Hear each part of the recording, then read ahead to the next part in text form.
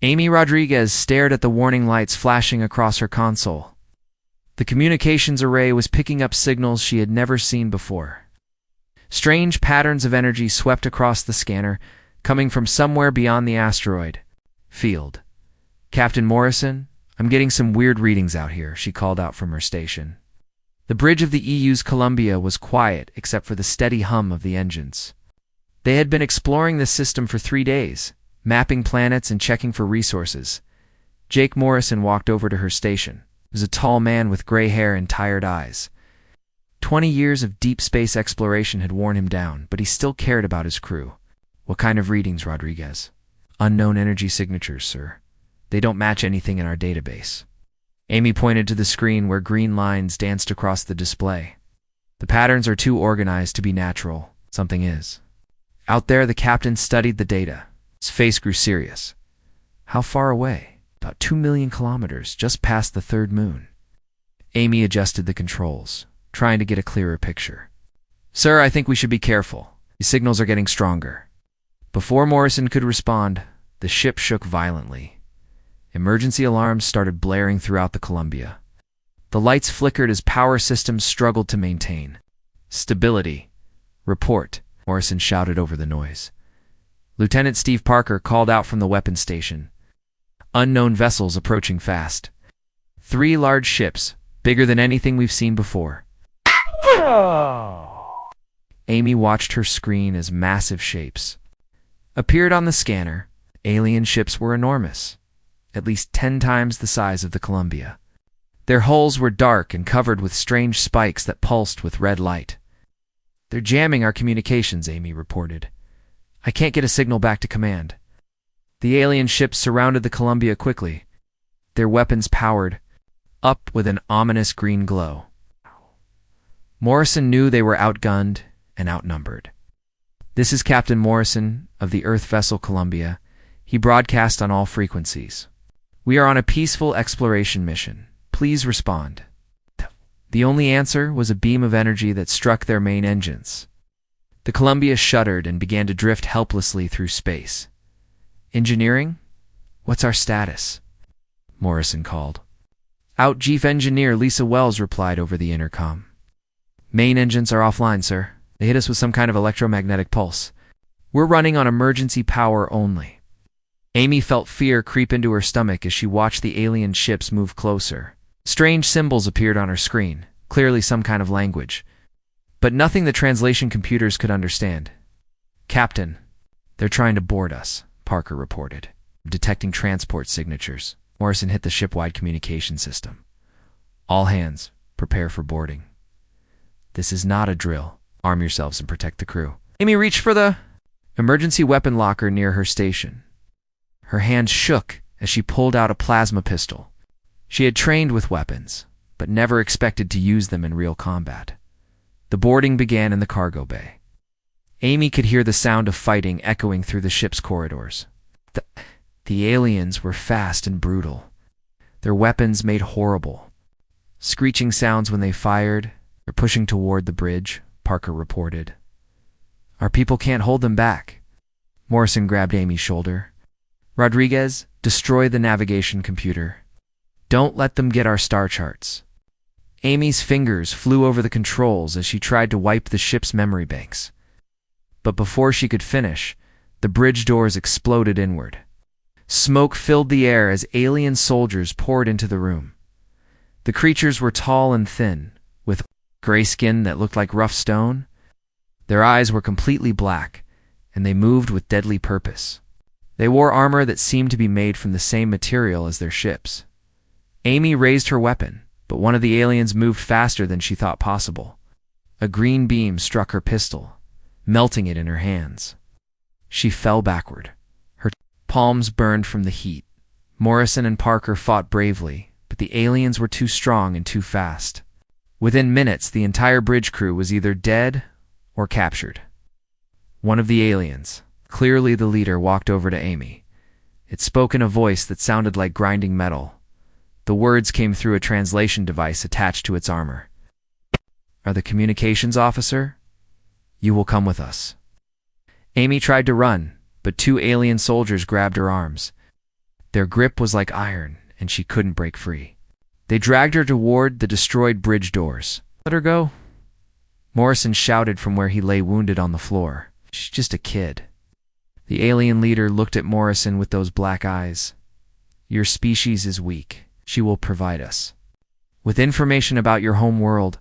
Amy, don't tell them anything," Morrison called out as the aliens dragged her away. Amy looked back at her captain one last time. She saw the pain in his eyes, not just from his wounds, but from watching his crew member being taken. She wanted to tell him she would be strong, that she wouldn't give up Earth's secrets. But the words wouldn't come.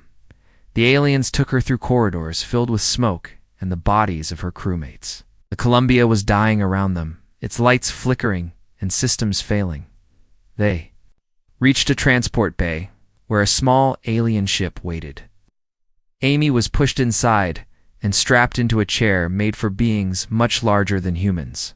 The ship launched immediately, carrying her away from everything she knew. Through a small window, Amy watched the Columbia grow smaller in the distance. Captain Morrison was still alive, but his ship was crippled. The aliens had what they wanted. They had her. As the alien mothership grew larger ahead of them, Amy made a promise to herself. No matter what they did to her, she would not betray Earth. She would not give them the location of human colonies. She would die before she let them. Hurt her people. She had no idea how prophetic those thoughts would be. The alien mothership was bigger than any structure Amy had ever seen. Its corridors stretched on forever, lit by harsh red lights that hurt her eyes. The walls were covered in the same rough material as the alien armor, and strange symbols glowed. Along the ceiling, 2 guards dragged Amy through the maze of passages. Other aliens stopped to stare at her as they passed. She could feel their black eyes studying her like she was some kind of animal in a cage. They finally stopped at a massive door that slid open with a grinding sound. The room beyond was dark, except for a single bright light in the center. Below the light was a metal chair with straps and wires attached to it. Sid commanded one of the guards in that grinding voice. Amy shook her head. No, the guard struck her across the face with the back of his hand. The blow sent her stumbling into the chair. Before she could recover, the straps locked around her arms and legs automatically. "I am Interrogator Zefker," said a new voice from the shadows. Another alien stepped into the light, taller than the guards and wearing different armor. "Well, answer my questions." Amy spat blood from her split lip. "I won't tell you anything." Zefker tilted his head, studying her. "Your species is new to us. We have broken thousands of other races. You will be no different." "Try me," Amy said, trying to keep her voice steady. The interrogator moved to a control panel beside the chair. "We will start with something simple. What is the location of your homeworld?" "Go to hell!" Zefker pressed a button. Pain shot through Amy's body like lightning. Every muscle tensed as electricity coursed through the chair. She bit down hard to keep from screaming. The pain stopped after 10 seconds that felt like hours. Amy gasped for air, her body shaking. "That was the lowest setting," Zefker said calmly. "Where's your homeworld?" Amy looked up at him with hatred in her eyes. "I told you, go to hell." This time, the pain lasted longer. Amy's vision went white as agony consumed her. She could smell her own skin burning where the electricity was strongest. But she refused to scream. When it stopped, Zefker seemed surprised. "Interesting. Most species break after the second application. You are either very brave or very stupid." Both, Amy whispered. The interrogation continued for hours. Zefker asked about Earth's location, human military strength, and the number of colonies. Amy answered every question with silence or insults. Its refusal brought more pain. The alien tried different methods. He showed her images of Earth cities and asked her to identify them. He played recordings of human voices and demanded she translate them. He even brought in a device that tried to scan her memories directly. Amy resisted everything. When the memory scanner touched her mind, she focused on her childhood dog. Her favorite songs, anything except military secrets. The device frustrated Zefker because it couldn't break through her mental barriers. "Your mind is surprisingly Strong, he admitted after hours of failure. But your body is weak. Let us see how long you can maintain this resistance.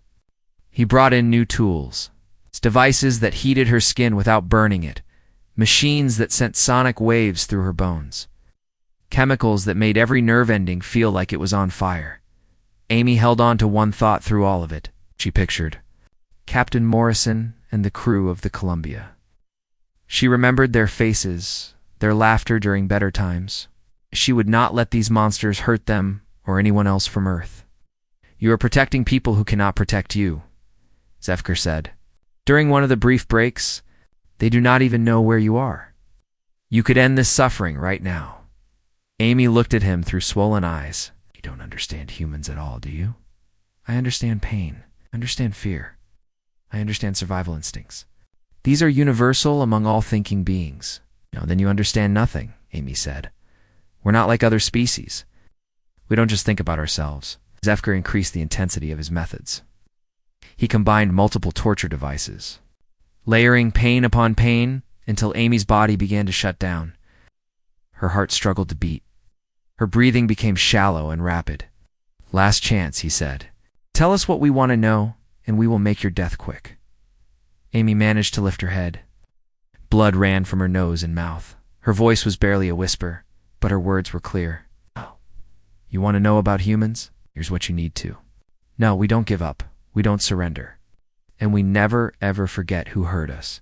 She looked directly into his black eyes. You killed me today, but someday, somehow you're going to pay for it. All of you. As Zefker pressed all the buttons at once, every torture device activated simultaneously. Amy's body convulsed as massive amounts of pain flooded her system. Her heart stopped, then started, then stopped again. Foolish creature, Zefker muttered as Amy's body went limp. Death was always inevitable.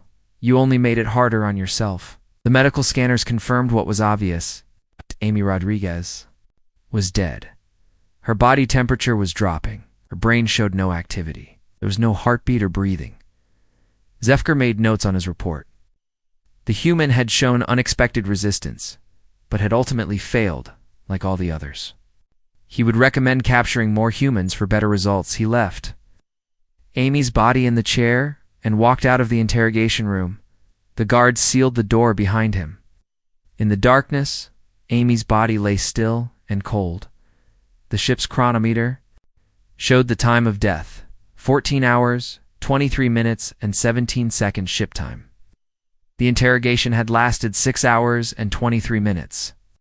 Zefker had seen longer sessions, but few subjects had maintained resistance for so long. He had no way of knowing that Amy Rodriguez had just accomplished something no other human had ever done. She had died protecting Earth's secrets. But more importantly, she had died in a way that would change everything. The clock continued counting. Amy had been dead for 37 minutes. The medical scanner attached to Amy's chair began beeping softly. The sound was so quiet that no one heard it at first. The interrogation room had been empty for 37 minutes since Zefker left her body behind, in the security control. Room guard Captain Vexamer was reviewing footage from other parts of the ship. He barely glanced at the monitor showing the interrogation chamber. Dead subjects were common. Disposal teams would collect the body later, but then the beeping got louder. Vexamer looked up at the screen and saw something that made no sense. The medical readouts were showing life signs from the human. Heart rate, brain activity, breathing, all returning to normal levels. System malfunction, he muttered, tapping the console. The readings must be wrong. He had watched the interrogation himself. The human was definitely dead. On the screen, Amy's head moved slightly. Vexamer leaned forward, staring at the monitor. The human's chest rose and fell. Her fingers twitched against the metal restraints. Impossible, he whispered. Amy's eyes opened. She looked around the dark room calmly as if she had just woken up from a peaceful sleep. The burns on her skin were healing before Vexamer's eyes. The cuts and bruises faded away like they had never existed. Amy flexed her hands. The restraints that had held her during the torture snapped like paper. She stood up from the chair and stretched, rolling her shoulders like she was working out muscle cramps. Vexamer hit the emergency alarm. Red lights flashed throughout the ship as the warning signal echoed down every corridor. His voice boomed over the intercom system. Code! Red. The human subject has somehow survived. All units to Interrogation Chamber 7 immediately. Ami heard the announcement and smiled. She walked to the door and placed her hand on the lock mechanism. The advanced alien security system should have been impossible for a human to understand. But Amy seemed to know exactly what to do. The door slid open. 2 guards were running down the corridor toward her. They raised their weapons and fired green energy beams. The shots hit Amy directly in the chest, burning holes through her clothes. But her skin underneath was unmarked. The holes in her flesh closed immediately. Amy kept walking toward the guards, like nothing had happened. What are you? One of them shouted in their grinding language. Amy answered in perfect Vorthok, speaking their language as if she had known it all her life. I am what you made me. She reached out and touched the first guard's weapon. The metal melted in his hands like ice under hot water. The second guard tried to run, but Amy moved faster than should have been possible. She grabbed his arm and he collapsed, unconscious but unharmed. More guards appeared from different corridors. They surrounded Amy and opened fire with everything they had.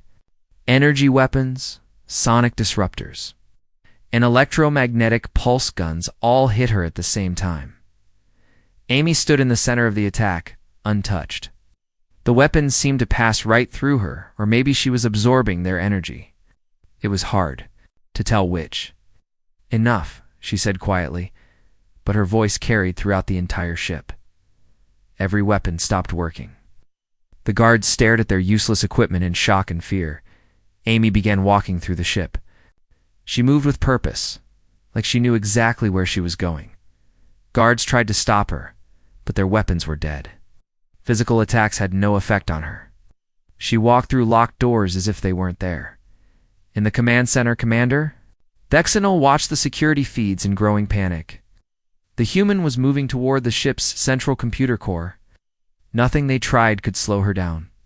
What kind of creature is this? Demanded his second in command. I don't know, Dexenol replied, but we cannot let it reach the main computer.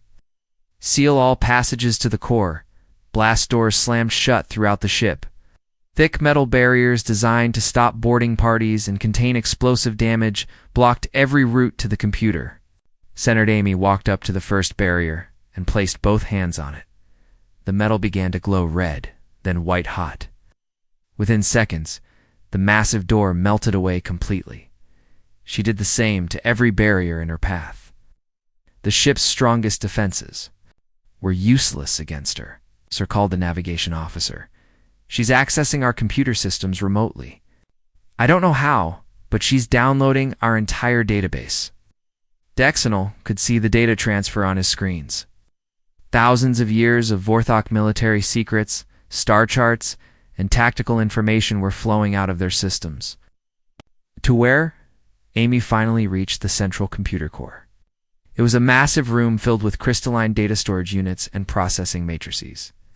The heart of the Vorthok flagship's intelligence. She walked to the main terminal and placed her hand on it.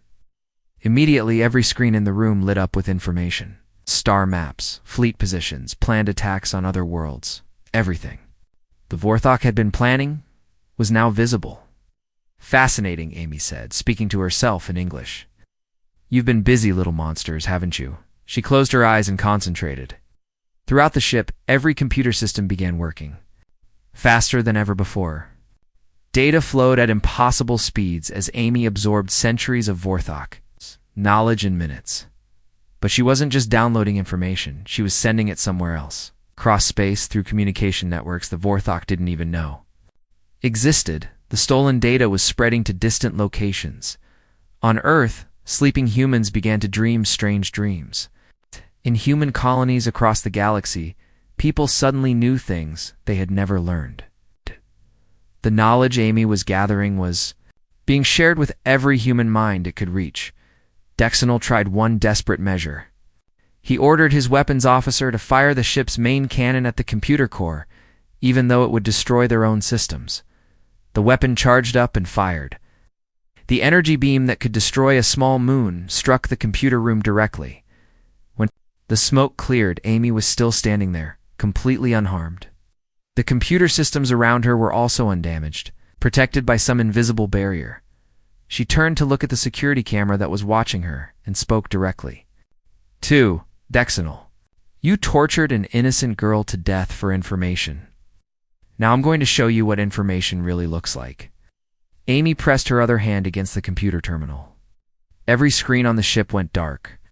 Then, slowly, they began to show.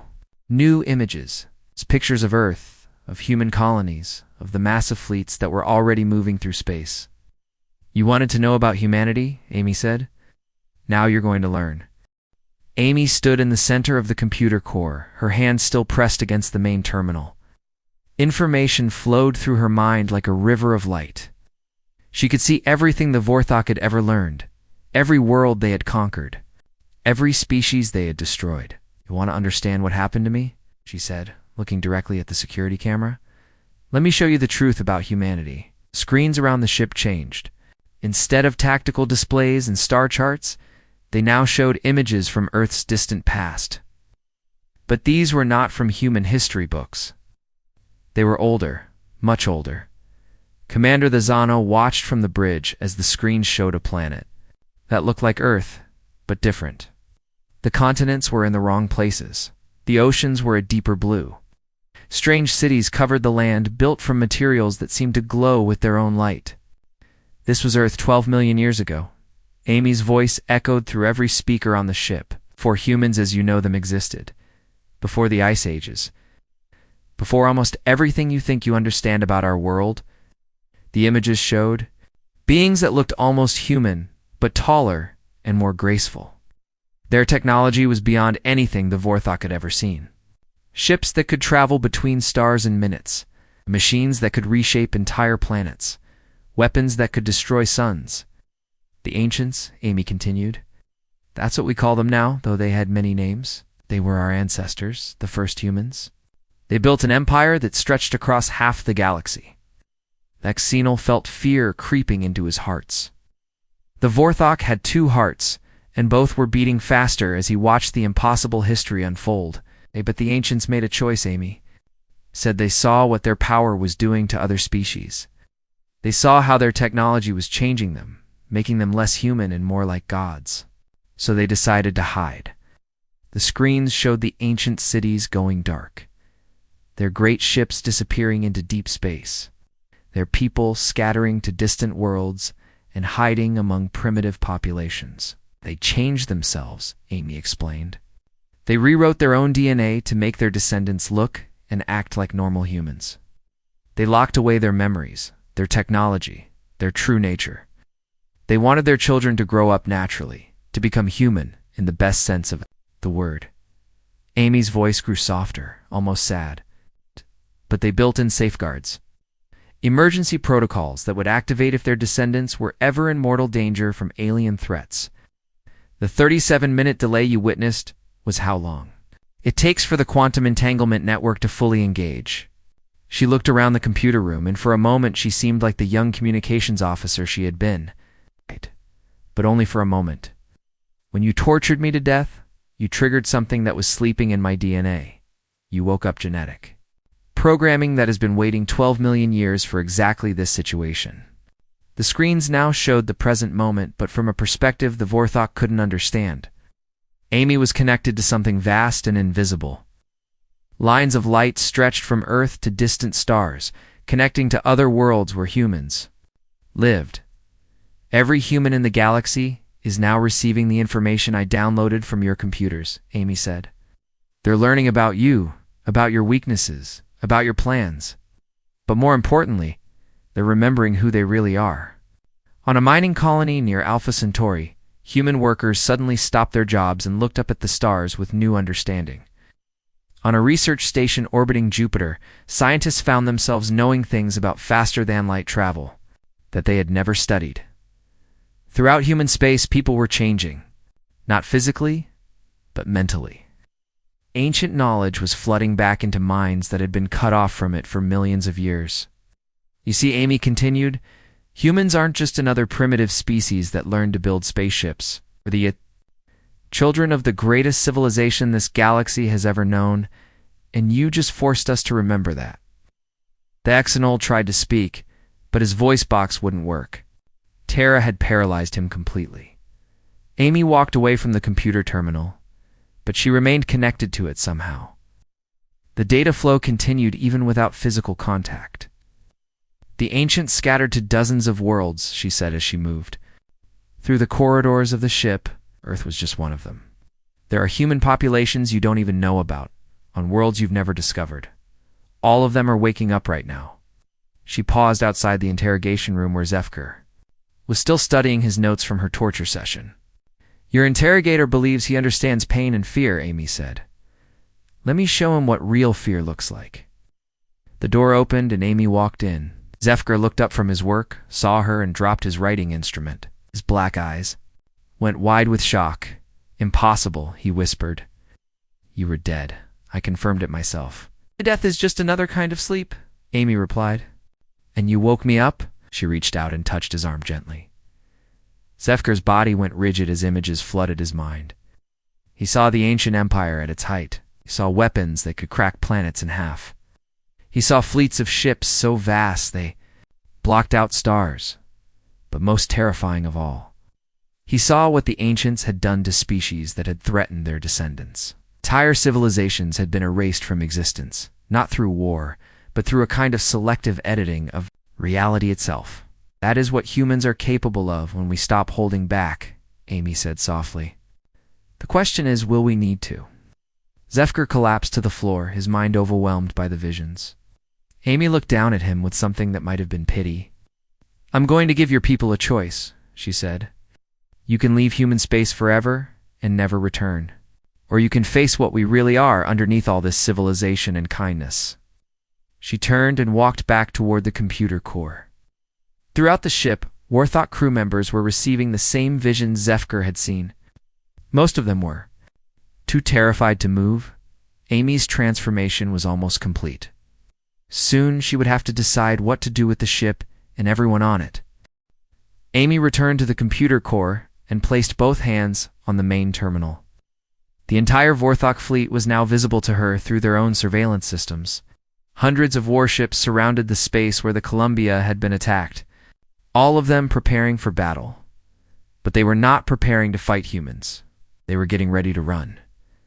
Throughout the Vorthok fleet, panic was spreading like wildfire. The visions Amy had shared were being transmitted from ship to ship. Every Vorthok who saw the truth about the ancients was filled with the same terror that had paralyzed Zefker. Commander, the Sinal, Amy said, her voice reaching every speaker in the fleet, you have a choice to make.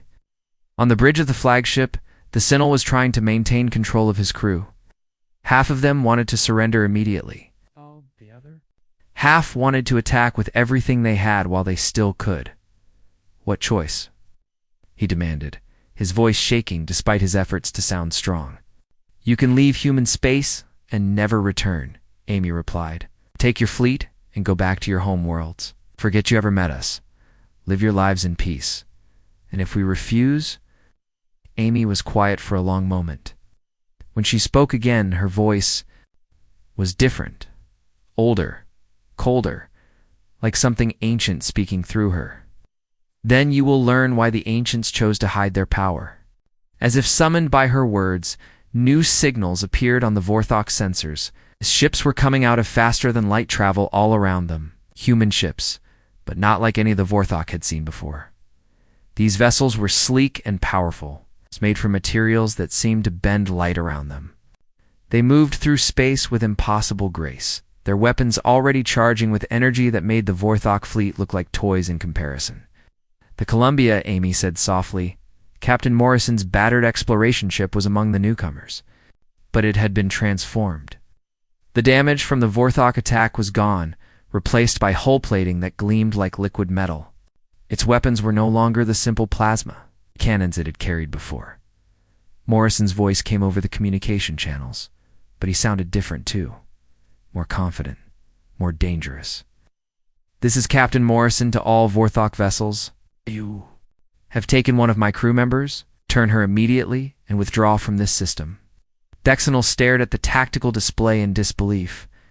The human fleet outnumbered his own ships 3-1, and their technology was clearly superior. But that wasn't what frightened him most. What terrified him was that these humans had appeared from nowhere in less than an hour.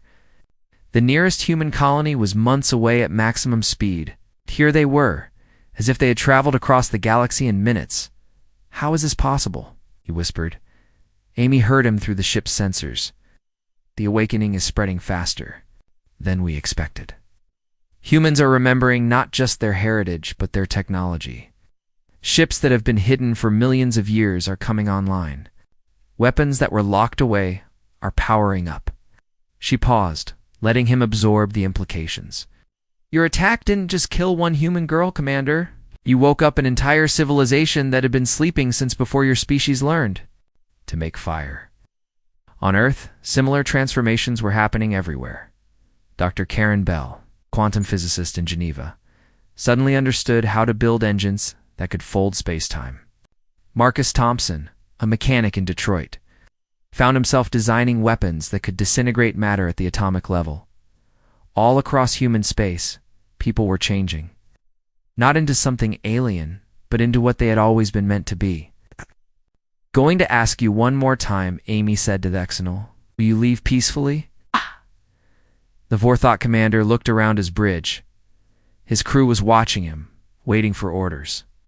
Some still wanted to fight, but most were too frightened to think clearly. Then his weapons officer made the choice for him. "Sir, they're targeting our engines," the officer shouted. "The human fleet is powering up weapons. All ships open fire," Dexenal ordered. "Destroy them before they can use whatever technology they've unlocked." The Vorthok fleet attacked with everything they had. Energy beams that could melt mountains struck the human ships. Missiles that could crack open asteroids exploded. Against their hulls, the human ships absorbed the attack. Without taking any visible damage, then they fired back. Amy watched through the ship's cameras as beams of pure, white light reached out from the human vessels. Where they touched Vorthok ships, the alien vessels simply stopped working. Their engines shut down. Their weapons went dead. Their life support systems continued, but everything else failed. "Disabling weapons only," Morrison's voice announced calmly. "We're not here to start a war. We're here to end one." Within minutes, the entire Vorthok fleet was helpless. Not destroyed, not damaged, simply turned off like someone had flipped a switch. Amy walked to the viewing port in the computer core and looked out at the disabled alien ships. She felt the ancient knowledge flowing through her mind, but she also felt something else. Something more human. Compassion. "You could have killed us all," Dexenal said quietly over the communication channel. "Yes," Amy replied, "but that's not who we are." The ancients hid their power because they wanted their children to be better than they were. More human. She turned back to the computer terminal and began inputting commands. "Your ships will be functional again in 1 hour," she told him. "That gives you time to collect your dead from the Columbia and prepare to leave. You will never return to human space. You will never attack another human world. You will spread the word to every species in the galaxy that humanity is under the protection of the ancients. And if someone doesn't believe that warning..." Amy smiled, and for a moment she looked like the young communications officer she had been before her. "Death and resurrection, then. They'll learn the same lesson you did." The Vorthok fleet limped away from human space that day, carrying with them a story that would spread throughout the galaxy. The humans were not what they seemed. They were the children of gods, and they were no longer sleeping. Amy Rodriguez returned to the Columbia, but she was no longer just a communications officer. She had become something new, humanity's first ambassador to the awakened, helping her people understand their true heritage while making sure the galaxy knew that. Earth's children were finally ready to take their place among the stars. The age of hiding was over. The real journey had just begun.